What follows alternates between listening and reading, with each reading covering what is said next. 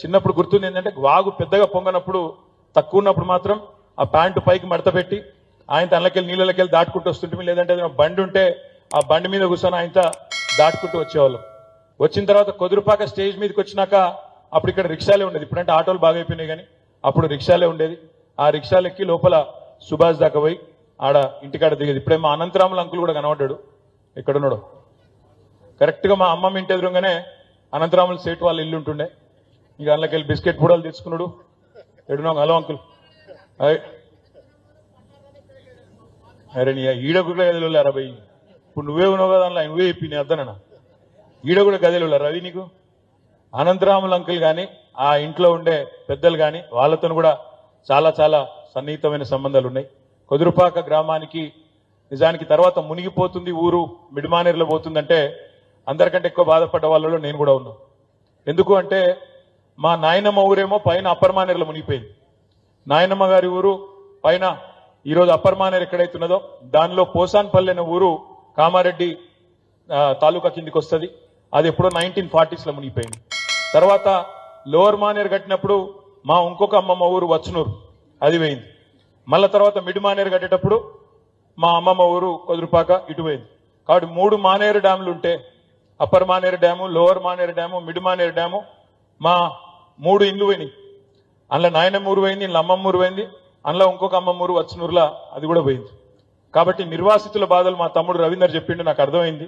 నిర్వాసితుల బాధలు ఇంకా చాలా కష్టాలు ఉండవచ్చు కాక, కానీ తప్పకుండా వాటిని పరిష్కారం మా శాయశక్తులు మేము చేసినాం.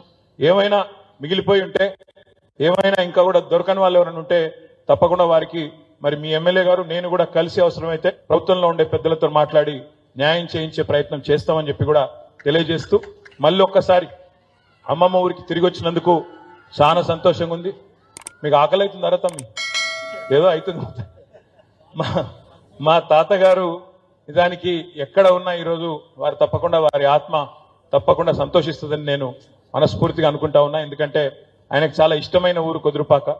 ఎంతో ఎప్పుడు ప్రతి సందర్భంలో ఇక్కడికి తీసుకొచ్చేది మమ్మల్ని అందరినీ, మనవలు మనవరాళ్ళందరినీ కూడా ఇక్కడ తీసుకొచ్చేది. అట్లాంటిది వారి జ్ఞాపకార్థం, మా అమ్మమ్మ జ్ఞాపకార్థం ఇక్కడ ఇవాళ బడి కట్టినాం. ఇప్పుడు ఎమ్మెల్యే గారు అంటా ఉండే, అన్న మరి అమ్మని తీసుకురాలేకపోయినావు అని. అమ్మ కొద్దిగా రాలేకపోయింది, కానీ మా మామని పంపించింది. కాబట్టి తప్పకుండా నాకైతే నమ్మకం ఉంది.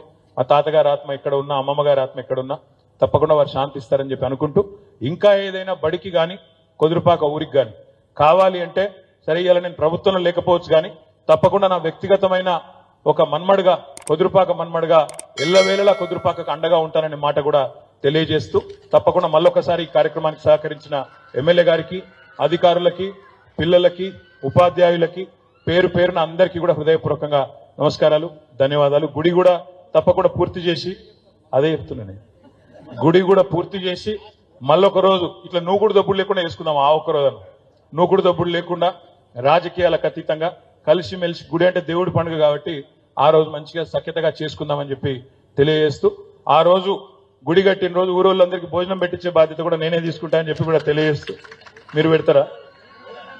మీరు పెడతారా? నేను పెట్టాను. మా మామ భోజనం పెడతా ఉంటాం అతను చెప్తలేడు, నేనే పెడతాం. మీరు బాధపడకూరి. Thank you. జై తెలంగాణ.